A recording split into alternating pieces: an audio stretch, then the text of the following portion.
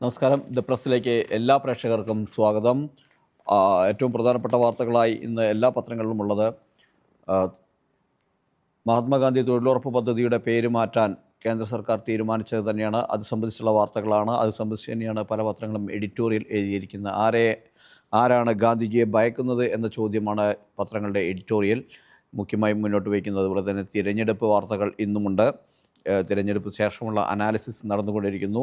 ഇടതുമുന്നണിയുടെ യോഗം ഇന്ന് ചേരുന്നു. ഇന്നലെ CPM-ൻ്റെ സെക്രട്ടേറിയറ്റ് ചേർന്നു, CPI-യുടെ എക്സിക്യൂട്ടീവ് ചേർന്നു. ഇതെല്ലാം ഇവരുടെ എല്ലാം തന്നെ അനാലിസിസുകളാണ് ഇന്നത്തെ പത്രത്തിൽ കൂടുതലായും ഉൾപ്പെടുത്തിയിരിക്കുന്നത്. നമുക്ക് ഒന്നൊന്നായി പരിശോധിക്കാം. ആദ്യം മഹാത്മാജിയുടെ വെട്ടി ഇനി VBG റാംജി എന്നാണ് മാധ്യമം തൊഴിലുറപ്പ് പദ്ധതിയുടെ പേരും ഘടനയും മാറ്റുന്നതിനെ വിമർശിച്ചുകൊണ്ട് നൽകിയിരിക്കുന്ന തലക്കെട്ട്.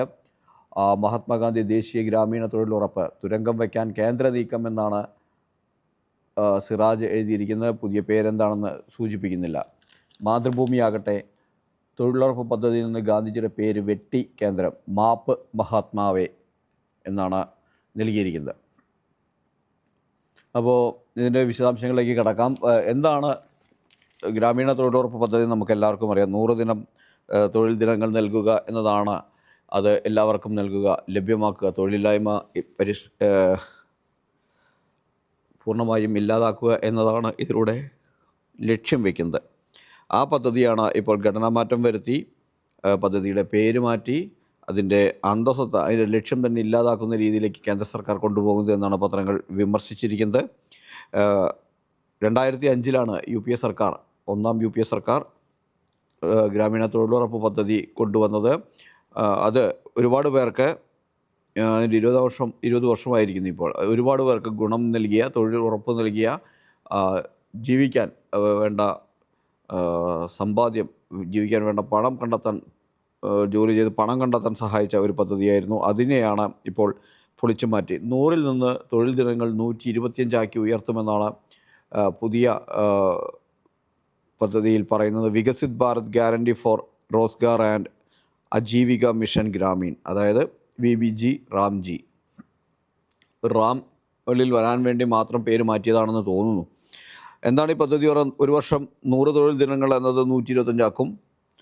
ഗ്രാമസഭകൾ വഴി തൊഴിലുറപ്പ് വിഭാവനം ചെയ്യുന്ന രീതി ഇനിയില്ല. ഇപ്പോൾ ഉള്ളത് ഗ്രാമസഭകൾ വഴിയാണ് നൽകുന്നത്. ഗ്രാമസഭ നമുക്കറിയാം, ഏറ്റവും താഴെ തട്ടിൽ ജനങ്ങളുമായി അടുത്ത് നിൽക്കുന്ന സഭയാണ് ഗ്രാമസഭ. ഓരോ വാർഡിലും ഗ്രാമസഭയുണ്ട്. അപ്പോൾ ഗ്രാമസഭ വഴിയായിരുന്നു ഇത്രയും കാലം നൽകിയിരുന്നെങ്കിൽ ആ സംവിധാനം ഇനിയും ഉണ്ടാകില്ല. സംസ്ഥാനങ്ങൾ നേരത്തെ 10% വഹിച്ചിരുന്നത്. 90% കേന്ദ്രവും 10% സംസ്ഥാനം എന്ന നിലയിലാണ് ഇതിൻ്റെ പദ്ധതി വിഹിതം നൽകിയിരുന്നത്. എന്നാൽ ഇനി അത് 60-40 ആവുന്നു. അതായത് 40% സംസ്ഥാനം നൽകണം. സംസ്ഥാനത്തിന് മേൽ അധിക ബാധ്യത അടിച്ചേൽപ്പിക്കുന്നതാണ് പുതിയ പദ്ധതി. വടക്കിഴക്കൻ സംസ്ഥാനങ്ങളിലും ഉത്തരാഖണ്ഡിലും ഹിമാചൽ പ്രദേശിലും ജമ്മു കാശ്മീരിലും 90% നിലനിർത്തി. ഇത്രയും സ്ഥലങ്ങളിൽ നിലവിലെ ഇതുപോലെ തന്നെ കേന്ദ്രം 90 നൽകും. കാരണം ഇതെല്ലാം പ്രത്യേക പദവികളുള്ളതാണ്. വടക്കിഴക്കൻ സംസ്ഥാനങ്ങളിൽ നിന്ന് പറഞ്ഞു കഴിഞ്ഞാൽ അവർക്ക് പ്രത്യേക പദവിയുടെ ഷെഡ്യൂൾ 6-ൽ ഉൾപ്പെടുന്നതാണ്. ഉത്തരാഖണ്ഡിലും ഹിമാചൽ പ്രദേശിലും ജമ്മു കാശ്മീർ അത് പ്രത്യേക സാഹചര്യത്തിൽ നിൽക്കുകയാണ്. ഇവർക്ക് 90% നൽകും. ഹിമാചലിനും ഉത്തരാഖണ്ഡിനും മാത്രം എന്താണ് കാരണം എന്ന് മനസ്സിലാവുന്നില്ല. ഇതെല്ലാം കൂടുതലും ബി ജെ പി ഭരിക്കുന്ന സംസ്ഥാനങ്ങളാണ്. നമുക്കറിയാം, നോർത്ത് ഈസ്റ്റിലൊക്കെ BJP ശക്തമായി നിൽക്കുന്നു, അല്ലെങ്കിൽ ഭരണം പിടിക്കാനുള്ള ശ്രമം നടത്തുന്നു, പല കളികൾ നടത്തുന്നു. അപ്പോൾ അവിടെയെല്ലാം തന്നെ ആളുകളെ സുഖിപ്പിക്കുക എന്ന, അവിടുത്തെ സർക്കാരുകളെ ബാധ്യതയിലേക്ക് തള്ളിവിടാതിരിക്കാനാണോ എന്നറിയില്ല. അവിടെ 90% എന്ന ഇത് നിലനിർത്തിയിരിക്കുന്നു. ദിവസക്കൂലി ഒരാഴ്ചയ്ക്കുള്ളിൽ കൊടുത്തു തീർക്കണം. പരമാവധി 2 ആഴ്ച വരെ. ദിവസക്കൂലി ഒരാഴ്ചയ്ക്കുള്ളിലാണ് കൊടുക്കേണ്ടത്, അല്ലെങ്കിൽ 2 ആഴ്ച. ഇങ്ങനെ ഘടന മാറ്റുന്നു. 15 ദിവസങ്ങൾക്കകം തൊഴിൽ നൽകാനായില്ലെങ്കിൽ ഗുണഭോക്താക്കൾക്ക് തൊഴിലില്ലായ്മ വേതനം സംസ്ഥാന സർക്കാർ നൽകണം. 15 ദിവസത്തിനുള്ളിൽ തൊഴിൽ നൽകാനായില്ലെങ്കിൽ സംസ്ഥാന സർക്കാർ നൽകണം അവർക്കുള്ള തൊഴിലില്ലായ്മ വേതനം. സംസ്ഥാനത്തിന് അനുവദിക്കേണ്ട കേന്ദ്രവീതം കേന്ദ്ര സർക്കാർ നിശ്ചയിക്കും. അനുവദിക്കുന്ന വീതത്തിന് മുകളിലേക്ക് ചിലവ് വർദ്ധിച്ചാൽ അത് സംസ്ഥാന സർക്കാർ വഹിക്കണം. അതായത് സംസ്ഥാനങ്ങൾക്ക് മേൽ അധിക ബാധ്യത അടിച്ചേൽപ്പിക്കുന്നതാണ് പുതിയ പദ്ധതി എന്ന കാര്യത്തിൽ സംശയമില്ല. അത് തന്നെയാണ് വിമർശനങ്ങൾക്കും വഴിവെക്കുന്നത്. പേരുമാറ്റം ഒരു തുടർക്കഥയാണ്. പ്രധാനമന്ത്രി മോദി വന്നതിന് ശേഷമുള്ള പല പദ്ധതികളുടെയും പേരുകൾ മാറ്റിയിട്ടുണ്ട്. അതൊരു തുടർക്കഥയാണ്. അതുകൊണ്ട് തന്നെ വലിയ അത്ഭുതമൊന്നും ആളുകൾ കാണുന്നില്ല. പക്ഷേ പദ്ധതിയുടെ ഘടന മൊത്തം മാറ്റുമ്പോൾ സംസ്ഥാനങ്ങൾക്ക് മേൽ അധിക ബാധ്യത വരുന്നു. നമുക്കറിയാം കേന്ദ്ര സർക്കാരിൻ്റെ പദ്ധതികളിലെല്ലാം ജനങ്ങൾക്ക് കിട്ടുന്നത് എങ്ങനെയാണ് എന്ന്. കർഷകർക്ക് പ്രതിവർഷം 6000 രൂപയാണ് നഷ്ടപരിഹാരം നൽകുന്നത്. എങ്ങനെയാണ് അത് മുതലാവുന്നത്, കൃഷിക്കാർക്ക് മുതലാവുന്നത് എന്ന കാര്യം നമുക്ക് ഒരു മാസം 500 രൂപ കിട്ടിക്കഴിഞ്ഞാൽ എങ്ങനെ ജീവിക്കും എന്ന ചോദ്യങ്ങളെല്ലാം ബാക്കി നിൽക്കുകയാണ്. അവർക്കെല്ലാം ആശ്വാസമായിരുന്ന തൊഴിലുറപ്പ് പദ്ധതി ഇപ്പോൾ പുതിയ ഘടനയിലേക്ക് മാറ്റി കൂടുതൽ ബാധ്യത വരും. സംസ്ഥാന സർക്കാരുകൾ പലതും കേന്ദ്രത്തിൻ്റെ ഫണ്ട് ലഭിക്കാത്തതിനെ തുടർന്ന് പ്രതിസന്ധിയിലാണ്. നമുക്ക് അറിയാം, കേരളം പോലും സാമ്പത്തികമായ ഞെരുക്കത്തിലാണ്. കേന്ദ്രം സാമ്പത്തികമായി ഞെരുക്കുന്നു എന്ന പരാതികൾ വ്യാപകമായി കേരളം ഉന്നയിക്കുന്നുണ്ട്. അപ്പോഴാണ് ഇത്തരത്തിലൊരു തൊഴിലുറപ്പ് പദ്ധതിയിൽ പോലും ഇത്തരത്തിലൊരു മാറ്റം വരുന്നത് കൂടി, ഈ ഘടനാപരം മാറ്റം വരുന്നതിൽ 10% നിന്ന് 40%, ചില്ലറയല്ല 10 നിന്ന് 40 ഉയരുന്നത്. വലിയ ഒരു ബാധ്യത സംസ്ഥാന സർക്കാരിൻ്റെ മേൽ അടിച്ചേൽപ്പിക്കുകയാണ്. പേരുമാറ്റത്തെക്കുറിച്ച് നമ്മൾ നേരത്തെ സൂചിപ്പിച്ചു. പല പദ്ധതികളുടെ പേര് മാറ്റിയിട്ടുണ്ട്. ഇന്ദിരാഗാന്ധി ആവാസ് യോജനയെ പ്രധാനമന്ത്രി ഗ്രാമീൺ ആവാസ് യോജനയാക്കി മാറ്റി. രാജീവ് ആവാസ് യോജന, ചേരിനിർമ്മാർജ്ജനത്തിന് വേണ്ടിയുള്ള രാജീവ് ആവാസ് യോജന ഉണ്ടായിരുന്നു. അതിന് Sardar Patel national mission for urban housing എന്നാക്കി. പിന്നെ നാഷണൽ ഇ ഗവേണൻസ് പ്ലാനിന് ഡിജിറ്റൽ ഇന്ത്യയാക്കി. നാഷണൽ മാനുഫാക്ചറിംഗ് പോളിസിയെ മേക്ക് ഇൻ ഇന്ത്യയാക്കി. ആത്മനിർഭർ ഭാരത്. ഇങ്ങനെ പേരുകൾ മാറ്റിയത് കൊണ്ട് എന്തെങ്കിലും ഗുണമുണ്ടായിട്ടുണ്ടോ എന്ന് ചോദിച്ചു കഴിഞ്ഞാൽ ഒന്നുമില്ല. വെറുതെ പേര് മാറ്റുന്നു, സ്ഥലങ്ങളുടെ പേര് മാറ്റുന്നു. ഇതെല്ലാമാണ് ഈ സർക്കാരിൻ്റെ ഒരു ഹോബിയാണ്, ഈ മോദി സർക്കാരിൻ്റെ ഒരു ഹോബിയാണ്. അങ്ങനെ അലഹബാദ് പ്രയാഗ്രാജ് ആവുന്നു. അങ്ങനെ പല സ്ഥലങ്ങളുടെയും പേരുകൾ മാറി മാറി വരുന്നു. അതുപോലെ തന്നെ പദ്ധതികളുടെ പേരും മാറ്റുന്നു. പദ്ധതികളുടെ പേര് മാറ്റി സ്വന്തം പേരിലേക്ക് ക്രെഡിറ്റ് അടിക്കുക എന്നതാണ്. പിന്നീട് ഈ പദ്ധതി ആര് തുടങ്ങിയതെന്ന് ഞങ്ങളാണ് എന്ന് അവകാശപ്പെടാനുള്ള ഒരു തന്ത്രം മാത്രമേ കാണുള്ളൂ. ഇപ്പോൾ ഈ ഘടന മാറ്റുന്നതോടുകൂടി സംസ്ഥാനങ്ങൾക്ക് അധിക ബാധ്യത വരുമെന്ന് പറഞ്ഞു. കേരളത്തിന് എത്രത്തോളം ബാധ്യത വരുന്നതാണ്? 200 കോടിയുടെ അധിക ബാധ്യതയാണ് കേരളത്തിന് വരിക എന്നാണ് കണക്ക് കൂട്ടിയിരിക്കുന്നത്. കേരളത്തിലെ തൊഴിലുറപ്പിനെ ബാധിക്കും. 22,061 ലക്ഷം സജീവ തൊഴിലാളികളാണ് കേരളത്തിൽ ഉള്ളത്. ഇതിൽ വലിയൊരു വിഭാഗത്തിന് തൊഴിൽ കിട്ടാതാകുമെന്നാണ് വിലയിരുത്തപ്പെടുന്നത്. കേന്ദ്ര സർക്കാർ നിർദ്ദേശിക്കുന്ന ഗ്രാമപഞ്ചായത്തുകൾ മാത്രമേ തൊഴിലുറപ്പ് നടത്താനാവൂ എന്ന പുതിയ വ്യവസ്ഥയും ഉണ്ട്. കേന്ദ്ര സർക്കാർ നിർദ്ദേശിക്കുന്ന ഗ്രാമപഞ്ചായത്ത് മാത്രം. ബാക്കിയുള്ള ഗ്രാമപഞ്ചായത്തിലെ ആളുകൾ എന്ത് ചെയ്യും? അവർക്ക് തൊഴിൽ വേണ്ടേ എന്ന ചോദ്യത്തിനൊന്നും പ്രസക്തിയില്ല. തൊഴിൽ ദിനങ്ങൾ നാമമാത്രവും എല്ലാ പഞ്ചായത്തുകളിലും തൊഴിലുറപ്പ് ജോലി ഉണ്ടാവുകയുമില്ല. ഞാൻ നേരത്തെ സൂചിപ്പിച്ച പോലെ തന്നെ അവർ നിർദ്ദേശിക്കുന്ന പഞ്ചായത്തുകളിൽ മാത്രമാണ് തൊഴിലുറപ്പ് പദ്ധതി നടപ്പാക്കുക. വർഷം തോറും കുറഞ്ഞത് 2000 കോടി രൂപയെങ്കിലും, 200 കോടിയല്ല, ക്ഷമിക്കണം, 2000 കോടിയുടെ അധിക ബാധ്യത ഓരോ വർഷം പ്രതിവർഷം കേരളത്തിനുണ്ടാകുമെന്നാണ് കണക്ക് കൂട്ടിയിരിക്കുന്നത്. ഇത് തന്നെയാണ് എല്ലാ പത്രങ്ങളും തിരക്കിട്ട അജണ്ടയാക്കിയ ബിൽ അവതരിപ്പിക്കാതെ ഇപ്പോൾ മാറ്റിവെച്ചിട്ടുണ്ട്. ഇന്നലെ അവതരിപ്പിക്കുമെന്നാണ് കരുതിയിരുന്നത്, മാറ്റിവെച്ചിട്ടുണ്ട്. എന്നാലും ഇത്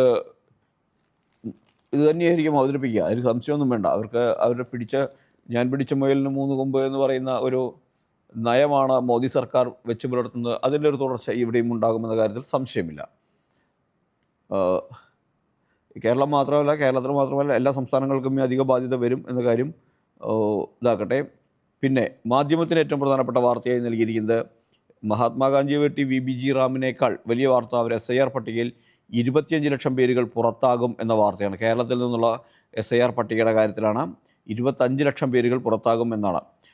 SIR എന്യൂമറേഷൻ കണ്ടെത്താനാകാത്ത 25.01 ലക്ഷം പേരുടെ പട്ടികയിൽ സംശയവും ചോദ്യങ്ങളും രാഷ്ട്രീയ പാർട്ടികൾ. ഡിസംബർ 6 ചേർന്ന രാഷ്ട്രീയ പാർട്ടികളുടെ യോഗത്തിലെ 20 ലക്ഷമായിരുന്നു ഇത്. കൃത്യം ഒരാഴ്ചയ്ക്കപ്പുറം ഡിസംബർ 15 ആകെയുള്ള 2.78 കോടി ഫോമുകളിൽ തിരികെ എത്തിയ 2.77 കോടിയും ഡിജിറ്റലൈസ് ചെയ്തപ്പോഴാണ് കാണാമറയത്തുള്ളവർ 25 ലക്ഷമായത്. ഇത് മൊത്തം വോട്ടർ പട്ടികയുടെ 8% വരും. അതായത് നിലവിലുള്ള വോട്ടർ പട്ടികയുടെ 8% പേരും കാണാമറയത്തായിരിക്കുന്നു. അവരുടെ പേരുകൾ നഷ്ടമാകും, പുറത്തു പോകും വോട്ടർ പട്ടികയിൽ നിന്ന് എന്ന സൂചനയാണ്. ഇതാണ് ഈ വാർത്ത. സ്വന്തം ലേഖനം എഴുതിയിരിക്കുന്ന വാർത്ത തിരുവനന്തപുരത്ത് നിന്നുള്ളതാണ്. എങ്ങനെ സംഭവിക്കുമെന്ന ചോദ്യം വരുന്നു. ഈ കണക്കുകൾ കമ്മീഷൻ്റെ പ്രവർത്തനം കാര്യക്ഷമത തെളിവാണെന്നാണ് ഇവർ ആരോപിക്കുന്നത്. എന്തായാലും കാണാം. മരിച്ചവരും ഇരട്ടിപ്പുമായ 7.75 ലക്ഷം. കമ്മീഷൻ്റെ കണക്ക് പ്രകാരം 25.01 ലക്ഷത്തിൽ 6.44 ലക്ഷം പേർ മരിച്ചവരാണ്. 1.31 ലക്ഷം പേരുകൾ പട്ടികയിലെ ഇരട്ടിപ്പാണ്. സ്ഥിരമായി താമസം മാറിയവർ 8.19 ലക്ഷം, കണ്ടെത്താത്തവർ 7.11 ലക്ഷം, ഇരട്ടിപ്പ് 1.31 ലക്ഷം, ഫോം വാങ്ങാത്തവർ, തിരിച്ചേൽപ്പിക്കാത്തവർ 1.91 ലക്ഷം.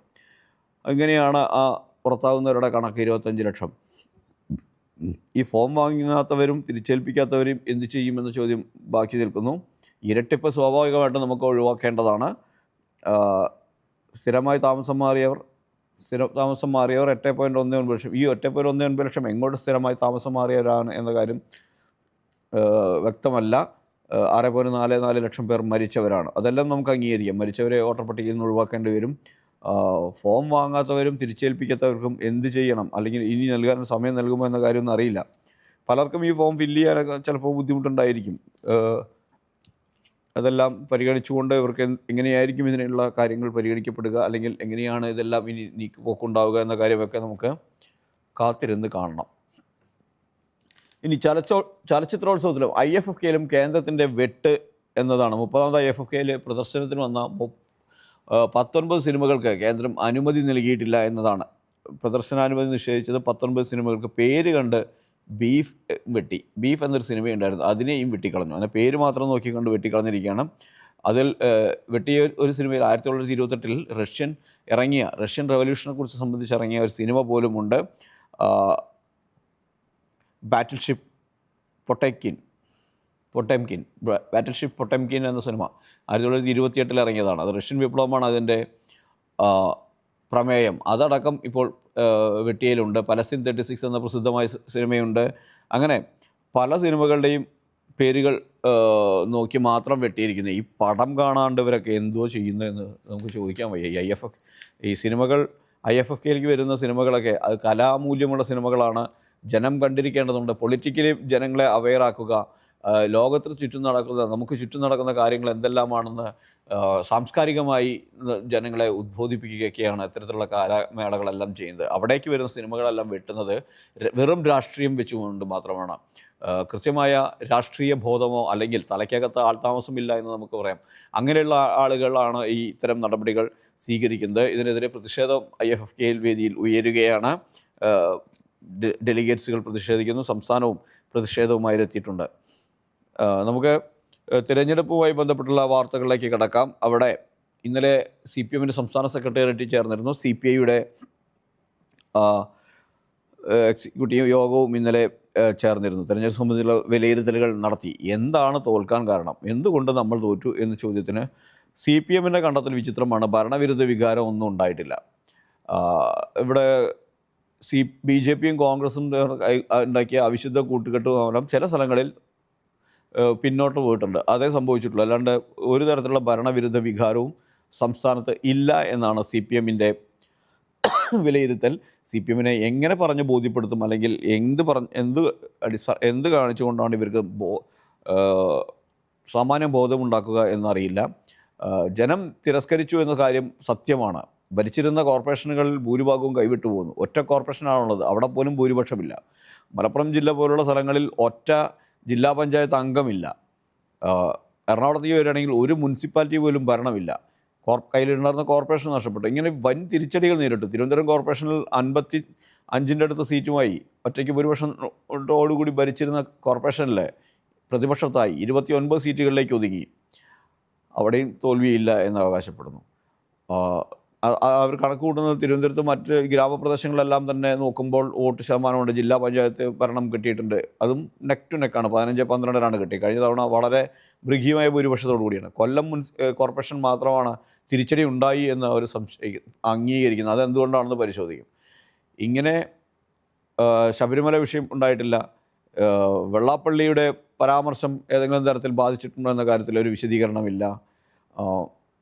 ഏതെങ്കിലും തരത്തിൽ ന്യൂനപക്ഷങ്ങൾ ശബരിമല ഏതെങ്കിലും തരത്തിൽ ബാധിച്ചിട്ടുണ്ടോ എന്ന കാര്യത്തിൽ വിശദീകരണമില്ല. ഇതൊന്നും തന്നെ ഇവരെന്താണ് ഈ സെക്രട്ടേറിയറ്റിൽ ഇരുന്ന് കൂട്ടുന്നത്, അല്ലെങ്കിൽ എന്ത് അനാലിസിസ് നടത്തുന്നതെന്ന് അറിയില്ല. എന്തായാലും പുറത്ത് ഭരണവിരുദ്ധ വികാരം ഇല്ല എന്നാണ് CPMൻ്റെ കണ്ടെത്തൽ. ആയിക്കോട്ടെ, CPI പക്ഷേ മറിച്ചാണ്. CPI കൃത്യമായ ഒരു വിശകലനം നടത്തിയെന്ന് തന്നെ വേണം മനസ്സിലാക്കാൻ. ഭരണവിരുദ്ധ വികാരം ഉണ്ടായിട്ടുണ്ട്, അലയടിച്ചു എന്നാണ് CPI തെരഞ്ഞെടുപ്പ് പരാജയത്തിൽ CPIയുടെ നിലപാട്. മുഖ്യമന്ത്രി ഒറ്റയാൾ സർക്കാർ നടത്തുന്നു, ഒറ്റയാൾ ഭരണം നടത്തുകയാണ്, ആരെയും അടുപ്പിക്കുന്നില്ല, അത്തരത്തിലുള്ള വിമർശനങ്ങളും CPIയുടെ യോഗത്തിലുണ്ടായി. ഇതെല്ലാമാണ് ജനങ്ങൾ വോട്ട് മാറ്റിക്കുത്താൻ ഇടയാക്കിയത് എന്നാണ് CPIയുടെ വിലയിരുത്തൽ. ശക്തി കേന്ദ്രങ്ങളായ ആലപ്പുഴയിൽ ഒറ്റ മുനിസിപ്പാലിറ്റി മാത്രമാണ് CPMന് കിട്ടിയിരിക്കുന്നത്, അല്ലെങ്കിൽ ഇടതുമുന്നണിക്ക് കിട്ടിയിരിക്കുന്നത്. ചേർത്തല മാത്രമാണ്. ബാക്കി എല്ലാം കൈവിട്ടു പോയി. ചേർത്തല CPIയുടെ പി പ്രസാദിൻ്റെ മണ്ഡലം ചേർത്തലയാണ്. അതുകൊണ്ട് CPIക്ക് പറഞ്ഞു നിൽക്കാൻ ഞങ്ങളുടെ ഒരു ശക്തി കേന്ദ്രത്തിൽ വലിയ കോട്ടമൊന്നും പറ്റിയിട്ടില്ല എന്ന്. അങ്ങനെ ബാക്കി എല്ലാ സ്ഥലങ്ങളും നഷ്ടമായിരിക്കുന്നത്. എന്നിട്ടും CPM പറയുന്നു അങ്ങനെ ഭരണവിരുദ്ധ വികാരമില്ല. ക്രിസ്ത്യൻ വോട്ടർമാർ കൈവിട്ടിട്ടുണ്ട്. കാരണം കോട്ടയം പോലുള്ള സ്ഥലങ്ങളിൽ, പാല പോലുള്ള സ്ഥലങ്ങളിൽ, കോട്ടയം ജില്ലകൾ, പത്തനംതിട്ടയിലെല്ലാം തന്നെ CPM ഏതാണ്ട് നാമാവിശേഷമായ ഒരവസ്ഥയാണ് പത്തനംതിട്ട ജില്ലയിലൊക്കെ. അവിടെ ക്രിസ്ത്യൻ വോട്ടർമാരാണല്ലോ കൂടുതലുള്ളത്. അവരുടെ വോട്ട് ചോർന്നിട്ടുണ്ട് അല്ലെങ്കിൽ ലഭിച്ചിട്ടില്ല എന്നാണ്. ഇത് എങ്ങോട്ട് പോയി എന്ന കാര്യത്തിൽ ഒരു കൃത്യമായ അനാലിസിസ് അല്ലെങ്കിൽ വിശകലനം CPM നടത്തിയോ എന്നാണ്. ക്രിസ്ത്യൻ വോട്ടുകളെല്ലാം UDFിലേക്കാണോ പോയത്, BJPയിലേക്കാണോ പോയത്? BJPക്ക് മൊത്തത്തിൽ 2% വോട്ട് ശതമാനം കുറഞ്ഞിട്ടുണ്ട്. നേട്ടങ്ങൾ സംസ്ഥാന വ്യാപകമായി ഉണ്ടാക്കിയെങ്കിലും അവരുടെ വോട്ടിംഗ് ശതമാനം കുറഞ്ഞു എന്നതാണ് വസ്തുത. 16% കുറഞ്ഞു എന്നതാണ് അവരുടെ വോട്ടിംഗ് ശതമാനം കാണിക്കുന്നത്. നിലവിലെ കക്ഷിനില വെച്ച് നിലവിലെ വോട്ടിംഗ് പെർസെൻറ്റേജ് വെച്ച് നോക്കുകയാണെങ്കിൽ 75 മുതൽ 85 വരെ സീറ്റ് UDFിന് ലഭിക്കും എന്നാണ് കണക്കുകൂട്ടൽ. BJPക്ക് അത് 2 മുതൽ 5 വരെ സീറ്റ് ലഭിക്കുമെന്നും വിലയിരുത്തലുണ്ട്. ഇതെല്ലാം ഈ നിലവിലെ തദ്ദേശ സ്വയംഭരണ തെരഞ്ഞെടുപ്പിലെ വോട്ടർമാരുടെ ലഭിച്ച വോട്ടിംഗ് ഷെയറിൻ്റെ അടിസ്ഥാനത്തിലുള്ള കണക്കൂട്ടലാണ്. ലോക്സഭയിലെത്തിയപ്പോൾ ഇത് 11 സീറ്റായിരുന്നു BJPക്ക് ഉണ്ടായിരുന്നത്. വെറും 19 സീറ്റിലേക്ക് CPM ഒതുങ്ങുമായിരുന്നു. 110 സീറ്റിൽ UDF വരുമായിരുന്നു. ഇങ്ങനെയായിരുന്നു അന്നത്തെ വോട്ടിംഗ് ശതമാനം വെച്ച് മണ്ഡലങ്ങളിലേക്ക് കൺവേർട്ട് ചെയ്ത് നോക്കിയപ്പോൾ ഉണ്ടായിരുന്ന നേട്ടങ്ങൾ അല്ലെങ്കിൽ പ്രവചിക്കപ്പെട്ടിരുന്നത്. എന്നാൽ അതിൽ നിന്നെല്ലാം വലിയ വ്യത്യാസം ഉണ്ടായിരിക്കുന്നു എന്നതാണ് വസ്തുത. അപ്പോൾ ഈ മാറ്റം വീണ്ടും മാറും, ഭരണത്തിലേക്ക് തന്നെ തിരികെ വരുമെന്ന് CPM കണക്ക് കൂട്ടുന്നുണ്ടായിരിക്കും. ഇതെല്ലാം ഒരു താൽക്കാലിക പ്രതിഭാസം എന്ന രീതിയിലായിരിക്കും ഒരുപക്ഷെ CPM കാണുന്നത്. ക്ഷേമ പെൻഷനുകളും ക്ഷേമ പ്രഖ്യാപനങ്ങളെല്ലാം നടത്തിയിട്ടും ജനം വോട്ട് ചെയ്തില്ല ഇത്തവണ എന്നത് ഒരു താൽക്കാലിക പ്രതിസന്ധി, അത് പ്രാദേശികമായ പ്രശ്നങ്ങളുടെ പേരിൽ ഉണ്ടായതാണെന്നാണ്. പക്ഷേ CPMനെ തലവേദനയാക്കിക്കൊണ്ട് പലതരത്തിലുള്ള വെളിപ്പെടുത്തലുകൾ വരുന്നുണ്ട്.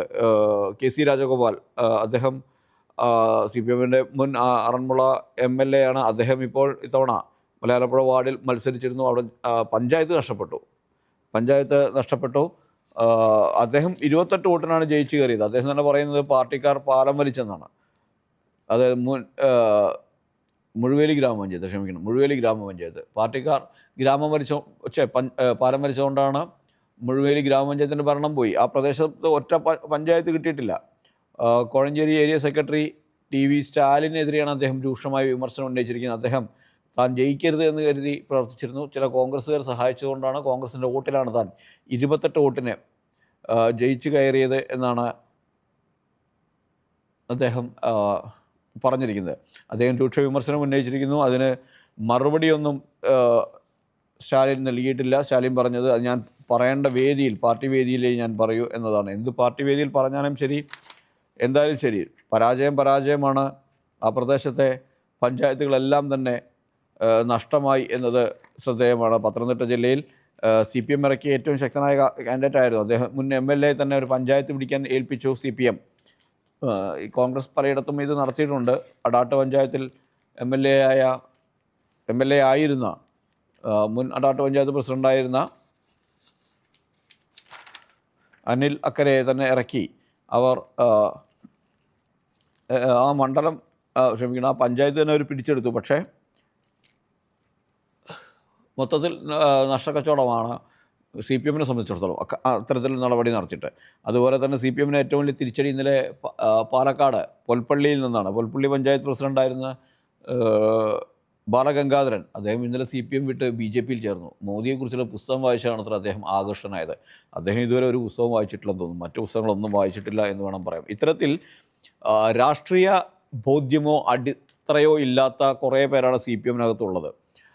ഇവരെ വെച്ചിട്ട് വേണമാണ് CPM പറയുന്നത് അടിത്തറ ചോർന്നു പോയിട്ടില്ലെന്ന്. അടിത്തറയല്ല, അടിത്തറയെ നേതൃത്വം കൊടുത്തിരുന്നവരെല്ലാം തന്നെ ചോർന്ന് അപ്പുറത്തേക്ക് പോകുന്നുണ്ട് എന്നത് കണ്ണു തുറന്ന് CPM ഇനിയെങ്കിലും കാണണം എന്ന് മാത്രമേ പറയാനുള്ളൂ. നമുക്ക് എഡിറ്റോറിയൽ പേജിലേക്ക് പോവുകയാണെങ്കിൽ സിറാജിൻ്റെ എഡിറ്റോറിയൽ എന്ന് വ്യത്യസ്തമായ ഇൻ്റർനാഷണൽ തന്നെയാണ്.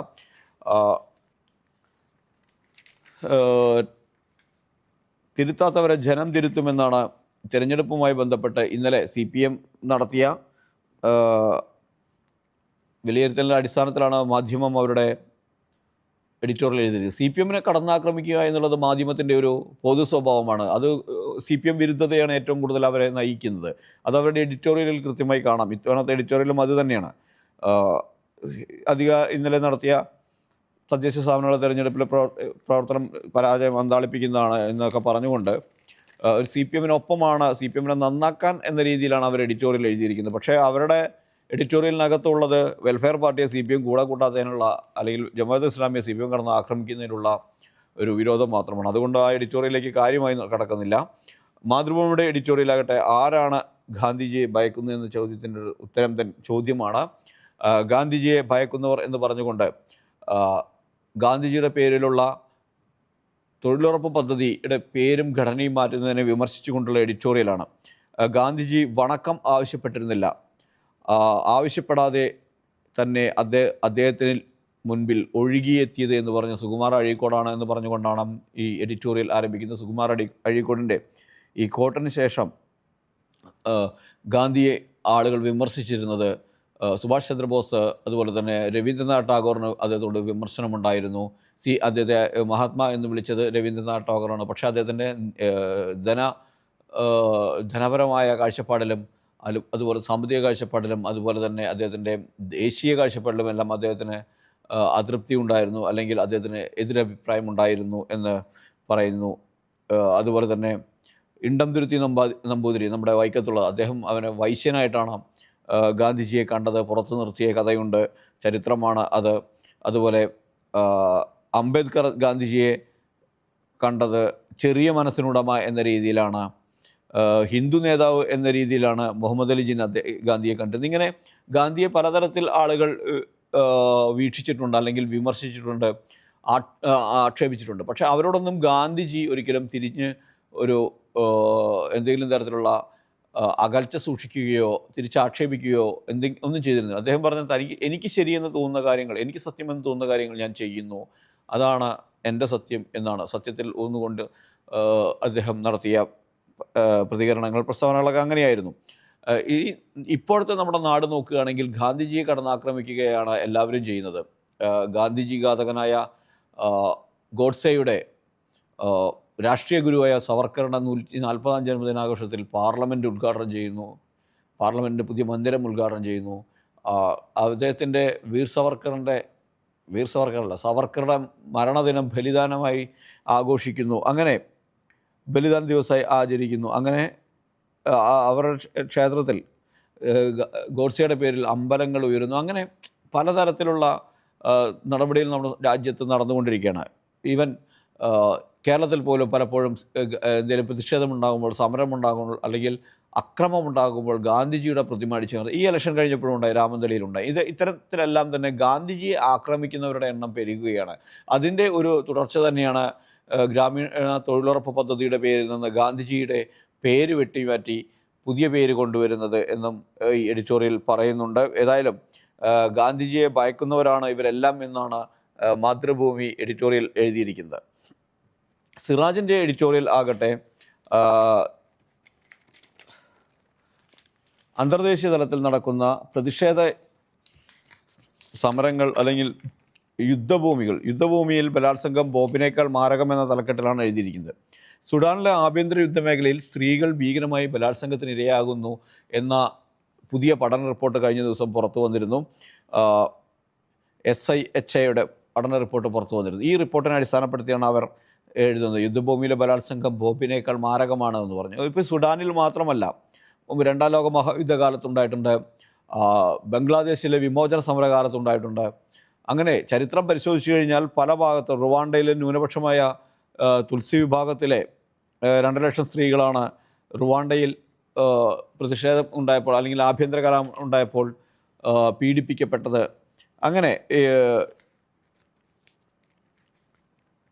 നിരവധി തവണ ബോസ്നിയയിലുണ്ടായിട്ടുണ്ട്. അങ്ങനെ പല ഭാഗത്തും, ലോകത്തിൻ്റെ പല ഭാഗത്തും ഇത്തരത്തിലുള്ള റുവാണ്ട വംശഹത്യ, കോങ്കോ വംശഹത്യ, പാക് ബംഗ്ലാദേശ് യുദ്ധം, യുക്രൈൻ യുദ്ധം, ഗസ ഇസ്രായേൽ അധിനിവേശം തുടങ്ങിയവരെല്ലാം തന്നെ സ്ത്രീ പീഡനം ഒരു ആയുധമാക്കി എതിരാളികളും കലാപകാരികളും, അതായത് ഇപ്പോൾ ഇരുപക്ഷങ്ങളും ഉപയോഗിച്ചിട്ടുണ്ട്. ആ ഒരു ഇതിനെ വെച്ചുകൊണ്ടാണ് അതിലൂന്നിക്കൊണ്ടാണ് ഈ ഒരു സാധനം എഴുതിയിരിക്കുന്നത്. ഭൗമരാഷ്ട്രീയ സംഘർഷമാണ് യുദ്ധങ്ങളെങ്കിലും സ്ത്രീകൾ വൻതോതിൽ ഇരകളാക്കപ്പെടുന്നു. ബോംബുകളുടെ കാതടിപ്പിക്കുന്ന ശബ്ദത്തിനിടയിൽ അതിർത്തിയുടെയും അധികാരത്തിൻ്റെയും പേരിൽ സ്ത്രീ ശരീരങ്ങൾ യുദ്ധോപകരണങ്ങളായി ഉപയോഗിക്കപ്പെടുന്നു എന്ന് എഡിറ്റോറിയലിൽ സിറാജ് പറയുന്നു. ഇത് ഒരു നിസ്സംഗമായി നോക്കിക്കാണേണ്ട ഒന്നല്ല. അന്താരാഷ്ട്ര സമൂഹത്തിൻ്റെ നിലപാട് ഇക്കാര്യത്തിൽ കപടമാണ് എന്നും എഡിറ്റോറിയൽ ചൂണ്ടിക്കാട്ടുന്നു. ബലാത്സംഗവും ലൈംഗിക പീഡനവും യുദ്ധക്കുറ്റമാക്കുകയും അതിനെതിരെ പ്രമേയങ്ങൾ അംഗീകരിക്കുകയും പ്രഖ്യാപനങ്ങൾ നടത്തുകയും ചെയ്യുന്നുവെങ്കിലും സ്ത്രീകൾ ഇരകളാക്കപ്പെടാത്ത ഒരു യുദ്ധവും നടക്കുന്നില്ല. നമ്മുടെ ഇന്ത്യയിൽ പോലും ഉണ്ടായിട്ടുണ്ട്. കശ്മീരിൽ കുനാപുഷ്പര എന്ന ഗ്രാമം, അവിടെ ഇതിനു മുമ്പ് സൈന്യം സ്ത്രീകളെ ബലാത്സംഗം ചെയ്തു എന്നൊരു ആരോപണം ഉണ്ടായിട്ടുണ്ട്. അന്വേഷണമൊന്നും എത്തിയിട്ടില്ല. അങ്ങനെ ഒരു സംഭവം നമ്മുടെ ഇന്ത്യയിൽ പോലും ഉണ്ടായിട്ടുണ്ട്. അത്തരത്തിൽ ആഭ്യന്തര കലാപങ്ങൾ നടക്കുന്ന, ആഭ്യന്തര പ്രശ്നങ്ങൾ നടക്കുന്നിടങ്ങളിലെല്ലാം തന്നെ സൈന്യവും അതുപോലെ തന്നെ കലാപകാരികളും എല്ലാം സ്ത്രീകളെ, നമുക്കറിയാം ഇറാഖിലെ യുദ്ധം നടക്കുമ്പോഴും ഷിയ സുന്നി യുദ്ധങ്ങൾക്കിടയിൽ പോലും കുർദിഷ് വനിതകൾ വ്യാപകമായി ആക്രമിക്കപ്പെട്ടത് നമ്മൾ കണ്ടതാണ്. നമ്മുടെ സിനിമകളിൽ പോലും ടേക്ക് ഓഫ് എന്ന സിനിമയിൽ പോലും അത് സംബന്ധിച്ച ഒരു ഷോട്ട് കാണിക്കുന്നുണ്ട്, അതിൽ പരാമർശത്തിലൂടെ കടന്നു പോകുന്നുണ്ട്. അപ്പോൾ ഇതെല്ലാം ഈ ലോകത്തെങ്ങും നടക്കുന്നുണ്ട്. അപ്പോൾ ഇതിനെതിരെ പ്രമേയങ്ങൾ അവതരിപ്പിക്കുക, അത് യുദ്ധക്കുറ്റങ്ങളാണെന്ന് പ്രഖ്യാപിക്കുക എന്നതല്ലാതെ ഇതിൽ ശിക്ഷിക്കപ്പെടുന്നത് അപൂർവം ചിലർ മാത്രമാണ്. ശിക്ഷ ഉണ്ടാവുന്നില്ല എന്നതാണ്. പലപ്പോഴും നമ്മുടെ പിണറായി വിജയൻ്റെ വാക്കുകൾ സേനയുടെ മനോവീര്യത്തെ തകർക്കും എന്നൊക്കെ പറഞ്ഞുകൊണ്ടുള്ള ഡയലോഗുകളായിരിക്കും പലപ്പോഴും ഉണ്ടാവുക. അങ്ങനെ ഉള്ള സംഭവമാണ് നടന്നുകൊണ്ടിരിക്കുന്നത്. നമുക്ക് സ്പോർട്സ് പേജിലേക്ക് ഓടിപ്പോയി കഴിഞ്ഞാൽ ഇന്ന് ഏറ്റവും പ്രധാനപ്പെട്ട സാധനം IPL മിനി ലേലം ഇന്ന് നടക്കുന്നു എന്നതാണ്. മിനി ലേലം നടക്കുന്നത് അബുദാബിയിലാണ്. അബുദാബിയിലെ ഉച്ചയ്ക്ക് 2:30 ലേല സമയം. ലേലത്തിലുള്ള പ്രമുഖ കളിക്കാർ ഡിക്കോക്ക് ഉണ്ട്, ക്വിൻ്റൺ ഡിക്കോക്ക് ഉണ്ട്, ആകാശ് ദീപ് ഉണ്ട്, മതീഷ പതിരാന ശ്രീലങ്കയുടെ ഉണ്ട്, ന്യൂസിലാൻഡ് ഡെവൻ കോൺവേ ഉണ്ട്, അങ്ങനെ ഡേവിഡ് മില്ലർ ഉണ്ട്, അങ്ങനെ പലരുമുണ്ട് ഇതിൽ. ഇത്തവണ ഹസരംഗയുണ്ട് ലങ്കയുടെ,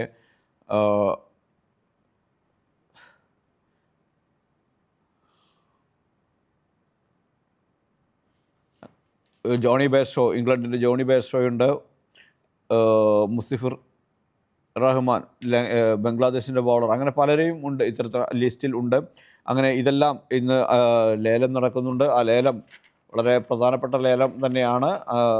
ആരെല്ലാം കൊണ്ടുപോകുമെന്ന് നോക്കാം. അതുപോലെ മോദി എല്ലാം ഇന്ത്യയിലെ സന്ദർശനം പൂർത്തിയാക്കി അദ്ദേഹം തിരികെ പോയി. ഇന്നലെ യാത്ര പറഞ്ഞു. ഇന്നലെ അദ്ദേഹത്തിൻ്റെ പര്യടനം കഴിഞ്ഞു. ഇന്നലെ അദ്ദേഹം വൻതാരയിൽ രാത്രി അവിടെയാണ് അദ്ദേഹത്തിന് ഡിന്നറും സ്റ്റേ എല്ലാം. അത് കഴിഞ്ഞ് അദ്ദേഹം മടങ്ങും. ഇതാണ് ഇന്നത്തെ സ്പോർട്സ് പേജുകളിൽ ഉള്ളത്. നാളെയാണ് ആഷസ് ടെസ്റ്റ് തുടങ്ങുന്നത്, അതിൻ്റെ വാർത്തകൾ പക്ഷേ ഇത്തവണത്തെ സ്പോർട്സ് പേജിലില്ല. ഏതായാലും ഇതെല്ലാമാണ്, ഇത്രയും വാർത്തകളാണ് ഇന്നത്തെ പത്രങ്ങളിൽ ഉള്ളത്. ഈ ദ പ്രസ് ഇന്ന് ഇവിടെ അവസാനിക്കുകയാണ്. വീണ്ടും നാളെ കാണാം. നന്ദി, നമസ്കാരം.